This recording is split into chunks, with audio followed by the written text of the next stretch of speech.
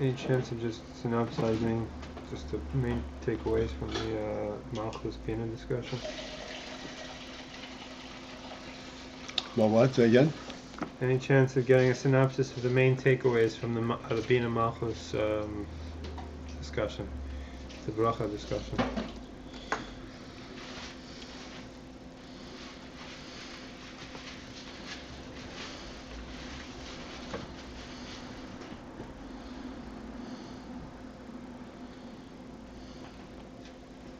The principle that the Rebbe is explaining I focused on the binah, and what needed to be explained in binah is that binah in the Zohar is called melech Eloah, or Alma Eloah.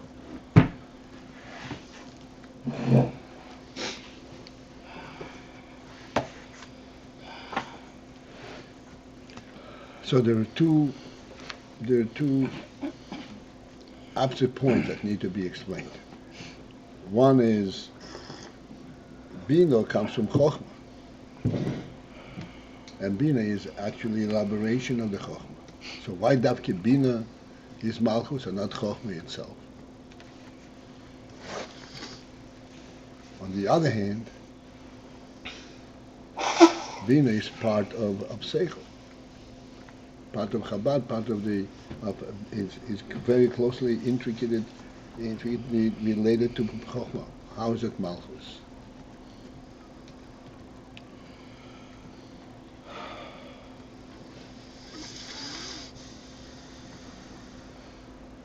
In other words, how is it that binah is malchus and remains chochmah? In essence. How did we answer that second one?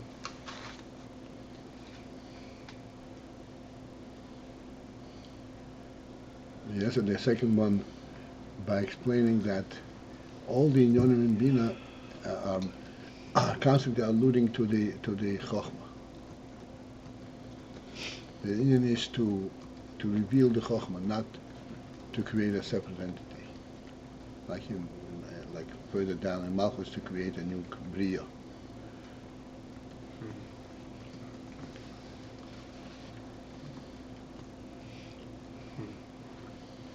Is that was the Nekudas HaTamsis. When you get to the Nekudas HaTamsis, which is all the way through, all the way, it goes back to chochmah. Right.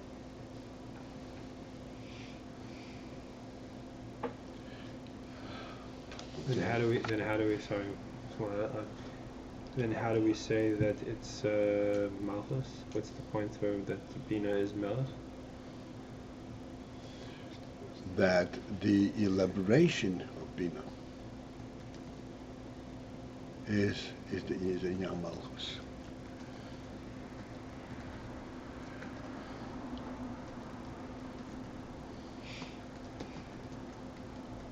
Binah has on the furthest edge the principle of hasaga. The hasaga itself ultimately serves the union of grasping the chochmah. When there's in hasaga, hasaga means that there is an entity to be teufus. The principle of binah is to break open the kernel of chochmah.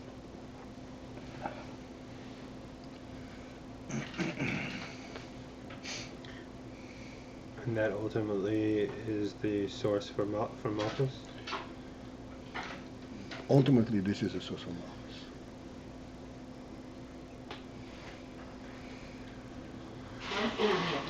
It reveals the whole kingdom, law, the kingdom that's behind the curtain. Yeah, right. As far as we are concerned, my emphasis is all the time that because of the fact that we are so deeply involved, so deeply affected by the principle that things develop on the outside,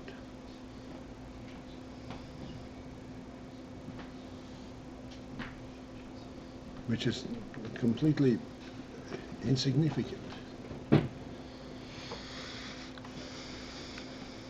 When the need arises, that's when something gets developed.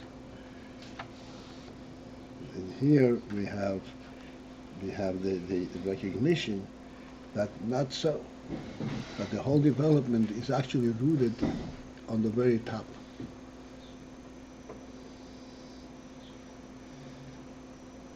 Within the chochmah itself, there is everything. And which means to say that everything is principally representing an inherent truth, not a circumstantial need. It comes out in that form, but that's not what it's rooted in. And practically speaking, all the way on the bottom, on its use, the significance is that even when you go all the way down to the bottom, you're still connected to the top. Like you said, you have a home, and in the home you have furniture, and you have all kinds of different conveniences. What makes you feel comfortable in the home is the essential relationship to a home. And if you have a home that does not give you that sense of a home, but it gives you all the comforts, you'll be out of place.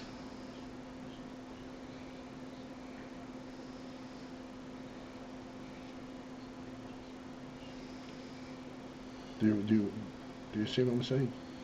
This is the major point here. Mm-hmm.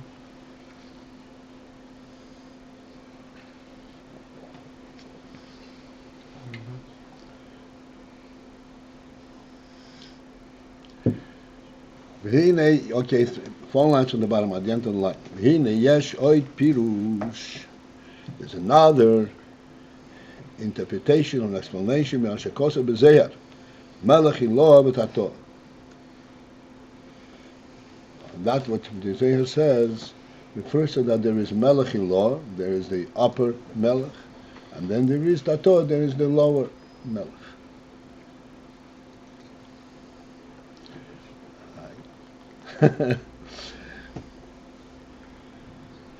This what we spoke about is too low again. This has to be, we have to have something more meaty over here.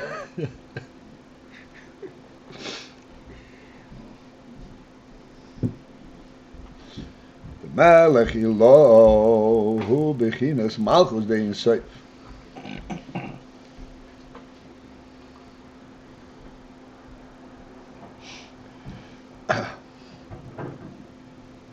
Melech Ilo, that refers to the union of malchus de insaf.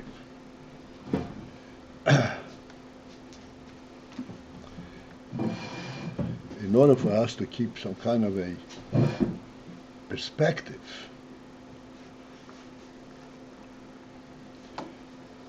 when you go into wade into these deep waters over here,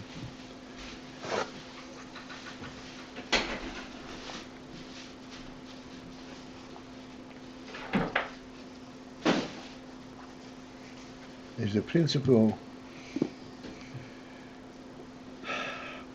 that we have been elaborating, we have been developing in the last period. That when a human being walks on a pathway He's actually walking on an infinite terrain.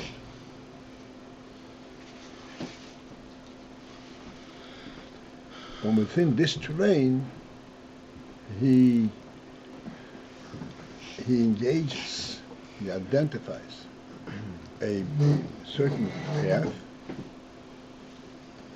because within this infinite terrain there are different points, and this path connects to the 2 points, particular 2 points. But essentially, he is always on this infinite terrain. Everybody knows what I'm referring to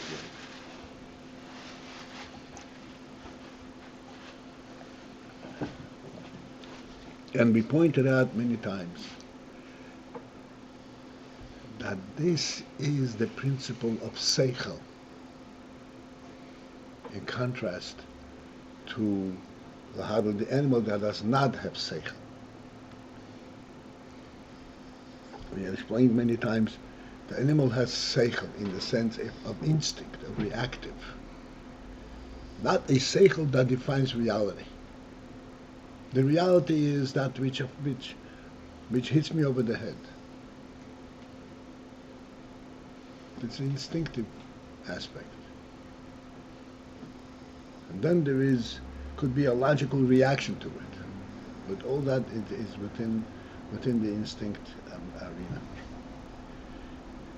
Sechel, the human sechel, that is what defines reality. The human being does not live in the world. He lives in that which creates the world. What makes the world real?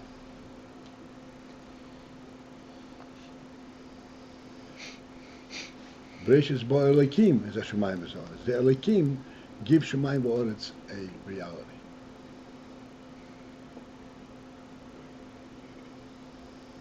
And the Rambam says the first principle is to know that there is a first being. Then everything comes to reality. Then everything makes sense.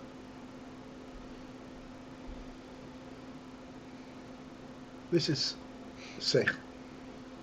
In sechel itself, as we've seen, there are different levels, but in general, this is sechel. Sechel is not that which gets hit over the head. Okay, see that? How do you deal with that? That's instinct.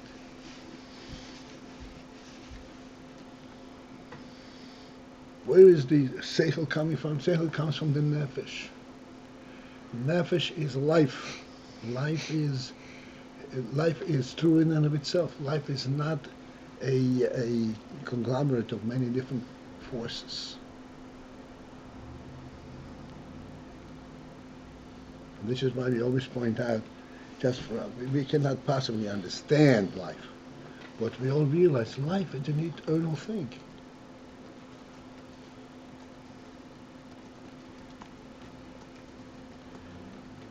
It's reality itself because there is in the world reality, because there's a godly reality. That's why there is life. The idiocy to say that because carbon, that provides for life, it's idiotic really.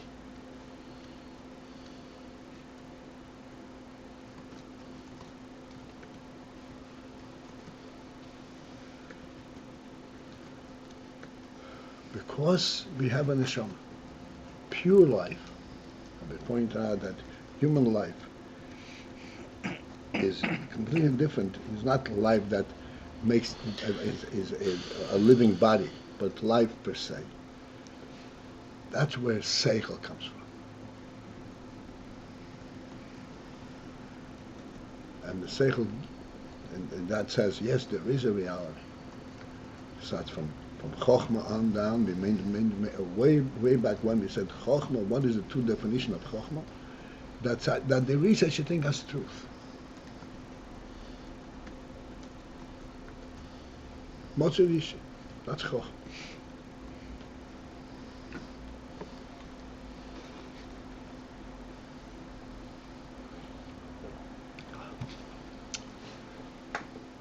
So now we're going into, so to speak, in a completely different arena.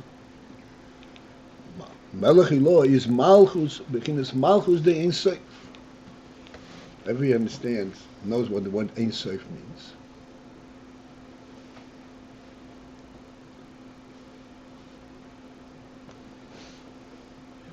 Ein Sof effectively means, again, nobody should construe that we are going to explain Ein Sof at a graspable level. Ein Sof means that which is not created. Because anything that's created cannot possibly be Ein Sof. As we pointed out, that if it's a creation, it's a composite of many points. There is not there's not such a thing as many points should constitute infinity.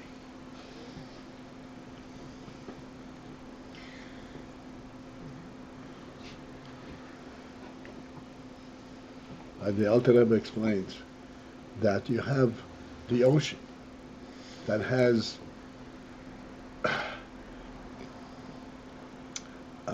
an infinite number of drops of water. Not true?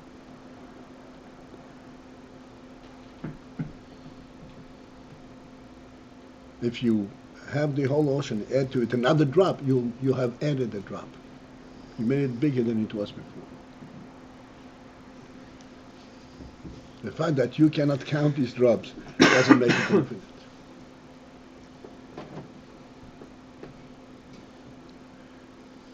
Ein Sof means that it is not something that's been created.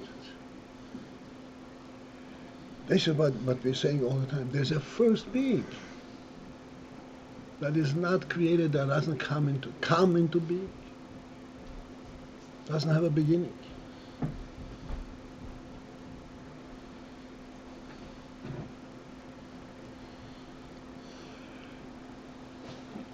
And it is incumbent upon us, he said, this is the foundation of all foundations, and the basis of all wisdom is to know that there is a first being. But if I have no grasp, I can't understand what it is. How do I know it?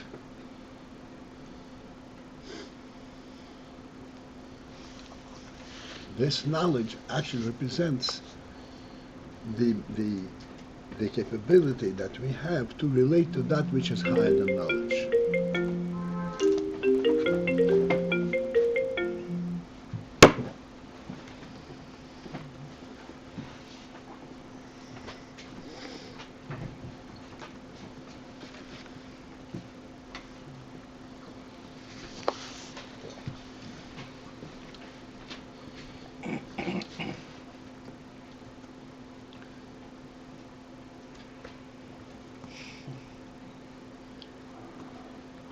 Like we said just a moment ago, that when you walk on the road, we can grasp the road, but we're not in grasp of the earth that provides for the road.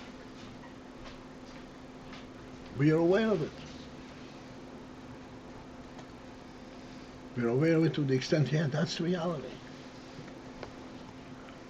We're not concerned we're going to fall off the road, of the earth. There's no such thing. It's reality. But we have no grasp of it. The road, we have a grasp. We understand what this road, we have the beginning, we have an end. We have the width. You know, there's Derech HaRabim, Derech HaYochid, Derech HaRabim, 16 amas, 4 amas. So there's all kinds of different roads. And there are pathways.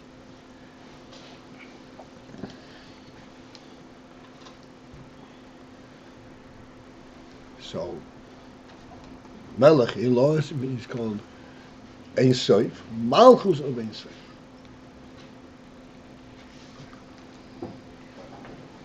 Which means within the Ein Sof itself, there's an element of malchus.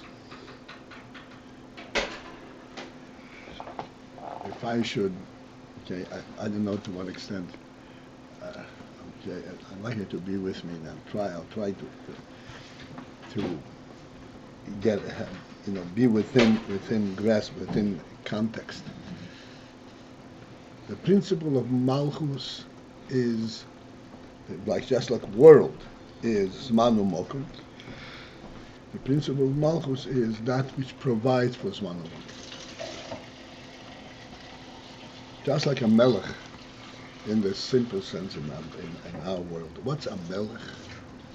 A melech is not an individual like a chochmah. Chochmah is an individual. He can teach you, but he doesn't provide your presence, for your presence. You learn from the chochmah, and then you take the chochmah with you.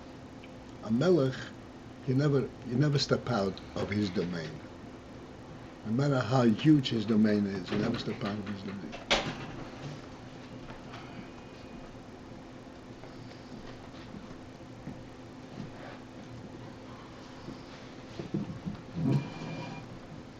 So, malchus the Ein Sof is an from Ein Sof.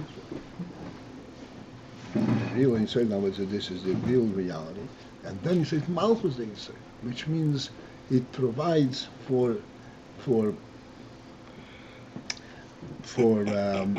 awareness of the Ein Sof. How can be awareness of what malchus is?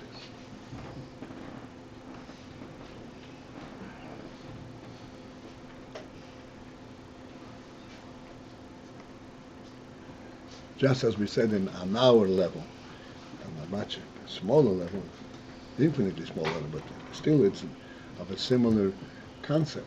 You walk on a pathway, but you're aware of the entire earth.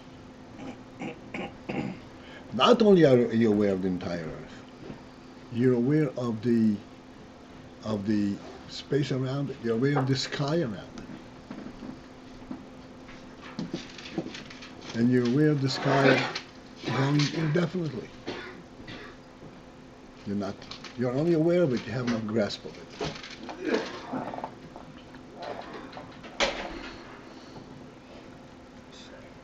But all that provides for that path.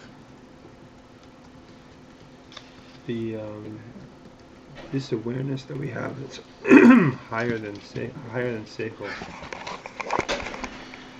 We're saying that this is made possible by malchus above, or this actually is representative of malchus.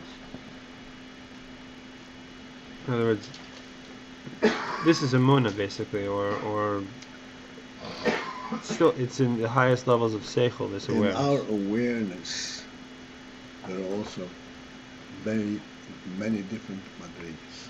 When you say awareness, right, it's only made possible. We're not aware of malchus in this. The fact that we can be aware is because there's malchus inside. Because there's malchus all the way up. But then, in Stausmus, it turns out to be malchus closer to our awareness.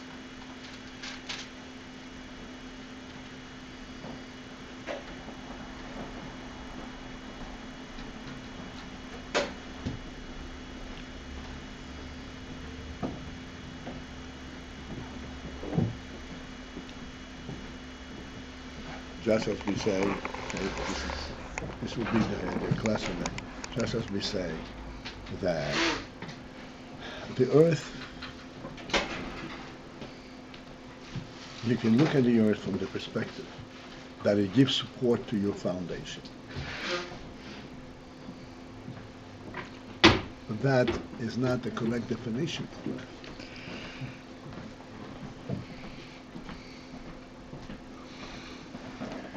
It was the malchus element in the reality of the earth itself that provides for it. The space and time that provides for this foundation. But that's not what the earth is about, and the reality of the earth.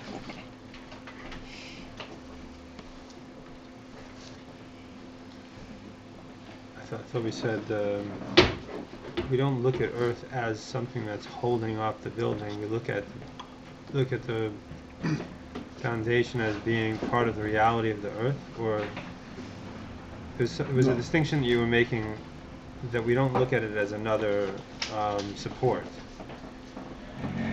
It belongs there. This is what you said. Well, I think yesterday. yeah. Listen over again. I just listened to it this morning.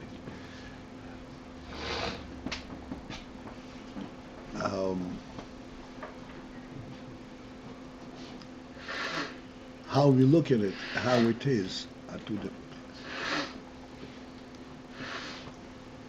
When we build the foundation, we try to anchor it into the earth. Right. Deep into the earth, into the rock. Now it's going to stay. Right. But what is it all about? Why are you anchoring into the earth? So they say, this is the earth, this is the reality where you are going to be. Even the beams and even the floor is made, and the chair is made for the purpose that you should be able to be comfortably where? On the earth. On the earth.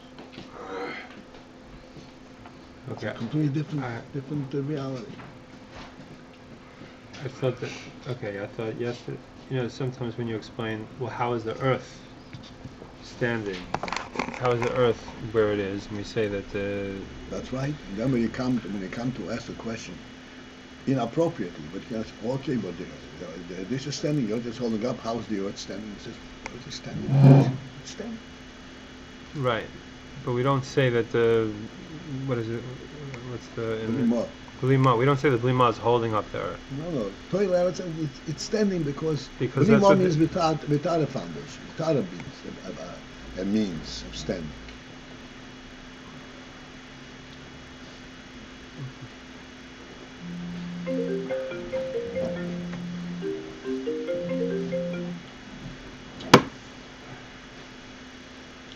And yet, this blima, this, so to speak, punctuality of reality and the kuda, is really provides for a foundation, for a sprawl, for a city, for countries, for continents. Mm.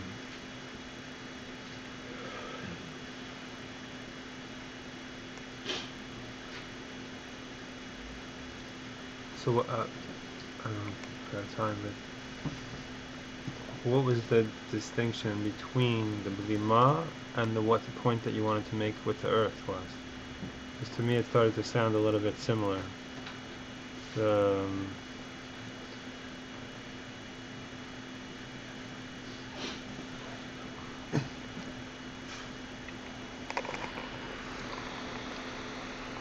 Okay, here's where you confuse yourself.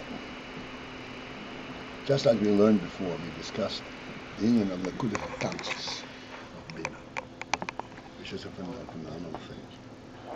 We, from our perspective, get to know the earth by this pathway. I have a floor, I have a beam, I have a foundation, and I have the earth.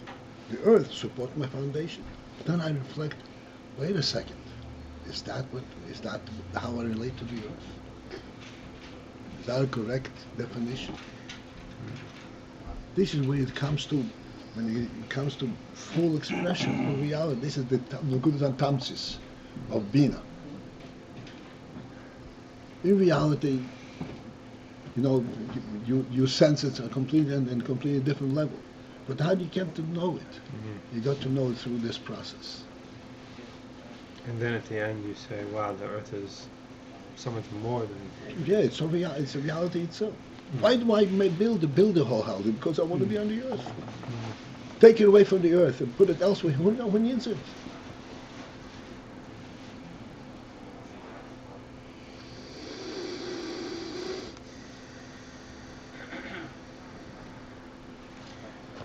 He never gets to that with the blima. Or maybe even you could. Blima, then when you reflect on it, says, oh, it's really blima. But to have, this is the value of the kudas atamsis comes from binah. You have a grasp of something which is ungraspable. Hasoga between chochmah, that's what we discussed here.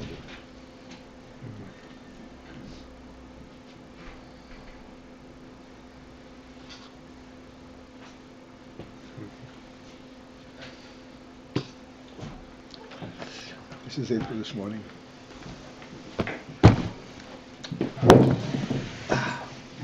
Okay, this is it.